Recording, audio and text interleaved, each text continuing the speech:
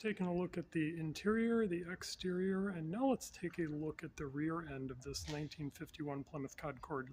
Like you can see, it is parked next to an array of about 80 collectible Corvettes and Classics, which is actually the name of the dealership. So anything from a Dodge Viper all the way down to like this 1951 Plymouth Concord, listed for roughly about $14,995. Now, the one thing that's very unique about this has a inline six engine, which that actually was the only engine option available that year. And I tested, so this is like an ivory white steering wheel, and then the dashboard is essentially like a simulated marble type finish. Now, I believe the horsepower for this vehicle is actually only about 98 horsepower.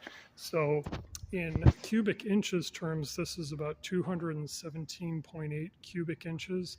Now, people didn't use liters back in the 1950s. This was a post-World War II vehicle, but this would be the equivalent of 3.6 liters. And like I said, this only produces about 98 horsepower. Now, another unique thing about post-World War II vehicles is there was actually a metal shortage because you're just coming out of the war period. So there are actually models that are listed as partial metal from my understanding, and then vehicles that were listed as full metal vehicles. No coincidence with the Full Metal Jacket movie. But so because this has been completely reconditioned, there's no real way to really just eyeball and tell if this is a full metal version of the 1951 Plymouth Concord.